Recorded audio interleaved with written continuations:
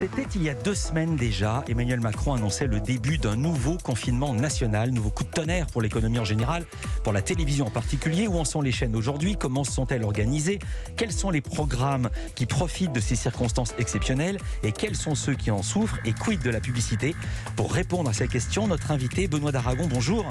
Bonjour Philippe. Vous êtes journaliste média au Parisien, aujourd'hui en France, peut-être l'un des meilleurs connaisseurs du monde de la télé. Vous la regardez déjà beaucoup, vous la regardiez déjà beaucoup. Est-ce que vous la regardez encore davantage depuis le confinement? Ouais, je la regarde un peu plus parce que j'ai pas de transport, moi je télétravaille, donc du coup l'heure quasiment de transport que j'ai tous les jours, je la passe un peu devant la télé, notamment le soir, avant le JT. Plus 1 heure, je vous demande ça parce que les Français passent plus de temps devant la télé depuis l'annonce du couvre-feu, plus 11 minutes en moyenne depuis le mois dernier. Ça va encore monter? Oui, ça va monter. De toute façon, plus les jours vont raccourcir. Vous savez, il y a ce qu'on appelle aussi l'effet heure d'hiver. Ça veut dire qu'on regarde beaucoup plus la télévision quand il fait nuit à 17h comme en ce moment. Donc oui, ça va continuer à monter jusqu'au mois de décembre. Voilà, et je préviens nos auditeurs, ne vous inquiétez pas, jusqu'en mars, les chaînes vont se féliciter de leur record d'audience qui monte mécaniquement vu qu'il y a de plus en plus de gens devant la télé. Alors une nouvelle fois, on assiste cette année au retour en grâce de la télévision. On est coincé chez soi, on la regarde plus, on vient d'en parler.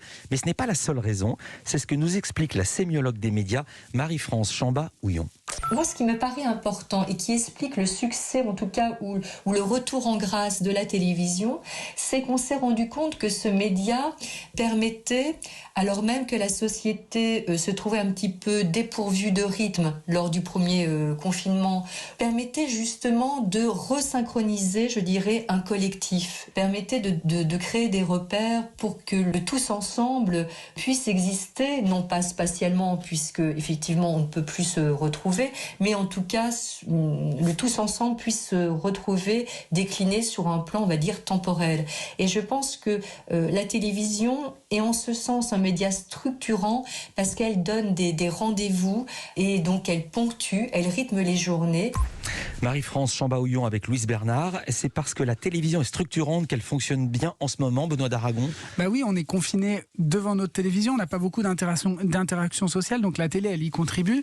Et puis, je ne sais pas si vous le faites, mais on regarde Koh-Lanta, puis on envoie des petits textos à ses potes qui aussi le regardent, et on se crée des interactions sociales devant la télé. C'est aussi à ça que ça sert, la télévision, bien sûr. Et les plateformes, on parlait de Netflix avec Charles Decamp, les plateformes sont à l'opposé de la télévision, pas de programme à heure fixe. Est-ce que vous savez, les infos sont difficiles à voir, vous en avez parfois, est-ce qu'on sait si les plateformes profitent du confinement? Non, on ne sait pas parce que Netflix garde jalousement secret son nombre d'abonnés en France, donc on ne sait pas. Après, il est évident qu'on voit des séries qui font beaucoup parler. On parlait d'Emily in Paris il y a quelques minutes, il va y avoir The Crown qui arrive ce week-end, donc on voit qu'il y a des séries qui deviennent des phénomènes et dont tout le monde parle. Après, on ne peut pas le quantifier parce que Netflix est totalement avare de chiffres. Et les autres plateformes, peut-être qu'ils parlent plus? Non, pareil. OCS ou MyCanal Non, ils communiquent pas du tout sur les chiffres de consommation. Après, de façon évidente, les gens regardant leur écran, ils regardent évidemment les plateformes pour regarder des séries qui sont très populaires. Alors avant de parler des audiences, avant de savoir à qui profite cette situation, d'abord quelques mots sur la manière dont les chaînes ont adapté ou pas leur programme. Premier exemple avec France Télévisions et une nouvelle émission.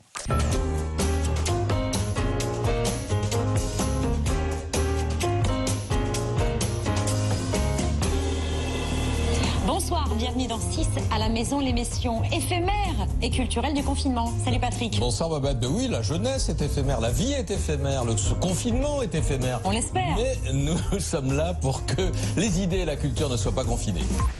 6 à la maison sur France 2, on a reconnu les voix de Anne-Elisabeth Lemoine et Patrick Cohen, émission culturelle diffusée en deuxième partie de soirée.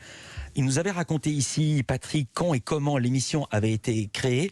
Les audiences, ça marche. La première, c'était un beau score, c'était le million. À cette heure-là, c'était presque un phénomène. Oui, alors le problème qu'ils ont, c'est qu'ils commencent pas tous les jours à la même heure, parce que c'est une deuxième partie de soirée. Donc quand elle est trop tard, évidemment, ça marche moins. Ils sont tributaires du programme d'avant. Exactement. Et quand ils ont une forte série avant, comme il y a quelques semaines avec 10%, ils peuvent aller au-delà du million.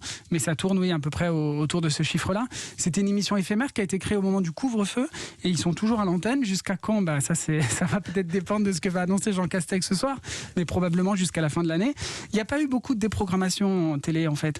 Il y a eu, mais ça va résumer un peu ce qu'on va se dire toute la matinée, mais c'est que ce confinement, il est plus light, y compris à la télévision. Ça veut dire qu'on se souvient en mars, toutes les chaînes, elles ont arrêté, elles ne pouvaient plus tourner d'émissions, donc elles ont arrêté, réduit la voilure. Il y avait ces fameux films de l'après-midi de France 2.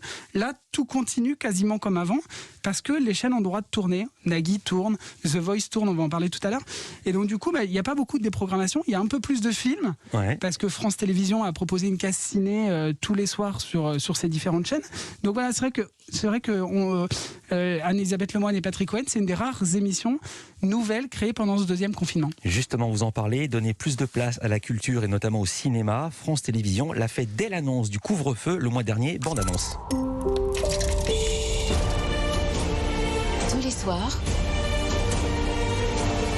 il y a un film de cinéma sur France Télévisions. Jeudi, The Revenant sur France 3. Vendredi, Romuald et Juliette sur France 3. Samedi, Tout en haut du monde sur France 4. Et dimanche, Casino Royale sur France 2. Tous les soirs, il y a un film de cinéma sur France Télévisions.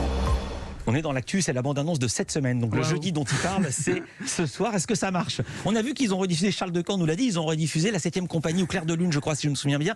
C'était TMC, c'était déjà passé ce film. Oui, il y a beaucoup de films en ce moment. Et ce qui est intéressant, c'est qu'il y a des vieux films, mais il y a aussi des films relativement récents. On parlait de The Revenant, c'est des films récents.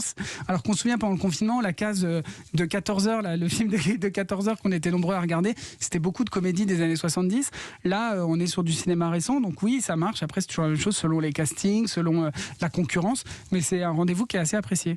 Est-ce que le fait de diffuser un film par soir sur les antennes du groupe, sur France Télévisions, aide le secteur du cinéma ? Aide le secteur du cinéma, ça fait des revenus en plus pour les producteurs qui vendent des diffusions. Après, le secteur du cinéma, il tourne en ce moment, donc il y a beaucoup de tournages. Si vous baladez dans les rues de Paris en ce moment, vous allez croiser des cars régie et des caméras. Il est juste en attente puisqu'il n'y a pas de sortie film. Après, ça apporte de l'argent. Après, ce qu'a besoin le cinéma, c'est de sortir ses nouveautés et d'avoir des salles pour que les gens aillent les voir. Et pour l'instant, c'est entre parenthèses. Je souris, Benoît d'Aragon, en pensant aux films qui sont en train de tourner dans les rues vides. Ils vont être obligés d'engager des figurants pour passer avec des voitures. Avec Benoît d'Aragon, spécialiste média au Parisien aujourd'hui en France, nous parlons de la place de la télévision en ces temps de confinement et comment ils s'en sortent. On a parlé de France Télévisions et les autres groupes, TF1, M6, Canal+. De quelle manière ont-ils fait évoluer la programmation de leurs antennes, si tant est qu'ils les fait évoluer avec ce confinement qui succède au couvre-feu? Pas tellement en fait, parce qu'ils ont une chance, c'est qu'ils peuvent tourner. C'est-à-dire que Cyril Hanouna, pendant le premier confinement, s'était réfugié chez lui pour présenter l'émission de chez lui. Là, en ce moment, il peut la présenter tous les soirs en direct sur C8 en studio. Alors, il n'y a pas de public, mais il est là à l'antenne. Alors, je vous interromps parce qu'on a préparé 2 sons. Il y a du public, mais pas tout à fait du public, mais quand même du public. Ce qui change pour TPMP, voici comment c'était autrefois, avant le confinement. Touche pas à mon poste. Valérie Benaïm est là, Bernard Montiel au-dessus, Jean-Michel Maire, Kelly Vedovelli, Gilles Verdez, Isabelle Morini-Bosque. Ça, c'était avant, avec les gradins remplis. Désormais, il n'y a que quelques personnes dans le studio. Aujourd'hui, 0 personne dans les gradins. Seulement des écrans sur lesquels apparaissent 3 ou 4 fans de l'émission en Skype depuis chez eux. Ils sont 3 ou 4 à applaudir et ça s'entend. L'équipe est folle ce soir. Benjamin Castaldi, regardez, c'est beau. C'est beau. C'est beau. Il est beau. C'est beau. Bravo. Castaldi. Eh oui. Voilà, ça vous fait sourire, mais ils arrivent à tourner maintenant. Oui, tout le monde tourne. C'est le système D. Alors, ils tournent, c'est évidemment pas optimal. On l'entend, c'est un peu cheap, mais bon, ils font ce qu'ils peuvent. Ils n'ont pas le droit d'avoir de public. Et The Voice commence demain ses tournages à la Plaine-Saint-Denis. The Voice, il n'y aura pas non plus de public, donc les auditions à l'aveugle seront sans doute aussi un peu plus, il y aura peut-être un peu d'écho. Incroyable Talent aussi a été tourné la finale la semaine dernière. Et là, ils ont une idée, c'est-à-dire qu'ils ont proposé aux candidats de l'émission de s'asseoir dans le public après leur prestation, ce qui permet quand même d'avoir un public, des gens qui applaudissent leurs petits camarades, et ce qui crée cette petite ambiance qui, quand elle est pas là, on le voit, on a l'habitude, on se dit ça sert à rien, ces spectateurs, mais on le voit, ça réchauffe quand même l'antenne, sinon on a l'impression de présenter une émission dans une cathédrale vide, c'est assez triste, quoi. Voilà, et je reviens sur Touche pas à mon poste. Est-ce que Cyril Hanouna n'a pas tiré la leçon? Il avait changé la formule de son émission, et en audience, il avait un petit peu... il avait payé très cher la dernière fois, mais c'est vrai que la dernière fois, le confinement était très important, très strict. Tous les programmes qui n'étaient pas essentiels, c'est-à-dire tout ce qui n'était pas de l'information, s'arrêtait. Donc Cyril Hanouna, qui fait du divertissement, avait été obligé de s'arrêter. Là, le gouvernement a dit que la télévision pouvait continuer les tournages, donc Cyril Hanouna, il continue. Et effectivement, ses audiences sont dans la lignée de celles qu'il enregistre depuis la rentrée, alors que la dernière fois, il avait payé très cher de s'être rapatrié chez lui. La question des masques, aucun journaliste, aucun animateur, aucun chroniqueur ne porte de masque, sauf quand c'est parfois quelqu'un sur un talk show d'actu de manière militante. C'est pas le cas à la radio, enfin pour quelques stations. Ici, vous le voyez, on a les masques tous les deux. Benoît d'Aragon, pareil sur France Inter. Pourquoi les chaînes de télé ne veulent-elles pas de masques? Elles estiment que c'est anxiogène et que ça enverrait un message très alarmiste aux téléspectateurs. Personnellement, quand on voit des invités dans des chaînes info, dans des talk-shows de gens qui ont des masques, ça ne gêne absolument pas. Le son, au début on se posait la question du son, est-ce que ces masques allaient nous empêcher de nous entendre? On entend très bien, il n'y a pas vraiment de différence pour le public. Donc je suis assez partagé sur cette interdiction totale de porter le masque. Elles disent que la distanciation est respectée. Voilà, là, nous, il y a du plexiglas entre nous. Dans les studios télé sont beaucoup plus grands que des studios radio. Donc, c'est vrai qu'il y a de la place. C'est vrai qu'ils respectent les gestes barrières. Mais ils mettent pas de masque. En tout cas, juste dans le studio. C'est un peu dommage parce que maintenant, tout le monde est habitué. Ça n'effraie plus personne. Quand on se balade dans la rue à Paris, tout le monde a des masques et ça ne gêne absolument personne. Les audiences à présent, quels sont les programmes qui profitent du confinement, Benoît d'Aragon? L'info, évidemment, on en parlait, les JT, les chaînes d'info. Alors en plus, elles ont été portées ces derniers jours par le feuilleton de l'élection américaine. Donc c'est les JT de 13h, les JT de 20h sont à des très hauts sommets. Et puis comme on l'avait vu pendant le confinement, il y a aussi tout ce qui est du divertissement. On voit Koh-Lanta qui reprend ce petit frémissement qu'on avait vu pendant le confinement. Vous avez l'émission qui gagne 600 000 téléspectateurs depuis le début du confinement. Masked Singer qui se porte très bien aussi. Incroyable Talent, toutes ces émissions-là, on sent, comme on le disait tout à l'heure, on sent que les gens ont quand même besoin de se divertir, de se changer les idées, parce qu'on parle du coronavirus, c'est assez anxiogène. Et puis, il y a des moments, on est content de se détendre. Et puis, les séries marchent très bien. On l'a vu avec De Gaulle il y a 15 jours, on l'a vu avec 10%. Les séries, ça reste, les séries françaises, ça reste un gros rendez-vous. Et puis, les feuilletons, parmi eux, il y en a un dont on a beaucoup parlé ici et qui a particulièrement bien fonctionné. Le dernier né, Ici tout commence sur TF1, gros pari de TF1 et Paris pour le moment gagné. Un pari plus que gagné, parce qu'ils font quasiment des audiences similaires à Demain nous appartient. Je sais qu'ils ont hésité à le lancer. Le confinement, ça les a fait peur. Ils se sont dit la pub est moins forte qu'attendue. Ouais. Alors est-ce qu'il faut lancer ce feuilleton? Et finalement, ils ont eu de la chance parce qu'il y a beaucoup de monde devant la télé à 18h et du coup, ça leur a permis d'installer très vite ce feuilleton qui dépasse toutes les espérances qu'avait TF1. Et qui dépasse évidemment le score que faisait la case précédemment à la même heure. Bien sûr. Vous en avez parlé, le nerf de la guerre c'est l'argent, la pub, et ce qui change pour les chaînes, ok, les audiences montent, mais le volume de publicité diminue, donc les recettes également, il y a moins de pubs, moins 20% sur l'année en cours, selon une étude de l'Institut Kantar. Quelles conséquences, tant est qu'il y ait des conséquences, Benoît d'Aragon, d'abord à l'antenne? À l'antenne, les chaînes revoient leur programmation un petit peu. Alors elles font ça discrètement, comme on le disait tout à l'heure, c'est pas aussi massif que la dernière fois, mais ça va être des deuxièmes parties de soirée où il y aura un peu plus de rediffusion, où on va repasser des séries, on va repasser des anciens épisodes. Une rediff, c'est qu'on amortit un programme qu'on a déjà payé. Donc ça coûte évidemment moins cher. On voit aussi par exemple la finale de Koh-Lanta qui va être coupée en deux. Ouais. Comme on l'avait vu pendant le confinement, ils coupent les épisodes de Koh-Lanta, ce qui permet de le rembourser en 2 soirées plutôt qu'une. La publicité, elle est quand même toujours là. Quand on regarde, il suffit de le voir, il y a toujours ces grands couloirs de pub. Il y a quelques marques qui ont disparu, les concessionnaires automobiles, évidemment la restauration, parce que c'est fermé. Donc on comprend que ces marques disent on va pas dépenser de l'argent en publicité puisque les concessionnaires automobiles sont fermés. C'est assez logique. Pour les chaînes, c'est quand même un manque à gagner. La télévision pourrait perdre 15% de ses recettes en 2020 par rapport à 2019. Une information sur laquelle les chaînes ne veulent pas toujours communiquer. Nous, on voit qu'il y a toujours autant de spots de pub. Est-ce que selon vos infos, il y a autant de spots, mais ils ont baissé les prix?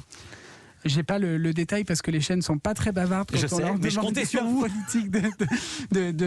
Oui, après, logiquement, quand il y a moins de demandes, les prix baissent un peu. Qu'est-ce que vous attendez pour les mois qui viennent, ou plutôt à quoi peut-on s'attendre? Est-ce qu'il y a des projets, faute de financement, qui vont être arrêtés, ou des émissions qui vont pas se lancer tout de suite? Non, je vous dis, comme ils peuvent tourner, The Voice va commencer ses tournages demain, donc on devrait les voir en début d'année. Miss France devrait avoir lieu, alors sera peut-être décalé.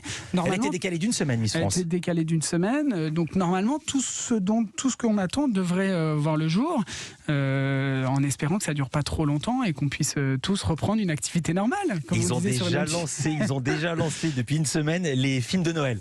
Ah oui, c'est toujours après les vacances de la Toussaint, les téléfilms de Noël arrivent. Ouais. Mais et ça cartonne. Et ça cartonne toujours. Et je pense qu'on fera une spéciale film de Noël ici dans Culture Média. Merci beaucoup. Vous serez déguisé en Père Noël ou pas Non, ça sera Charles de Camp.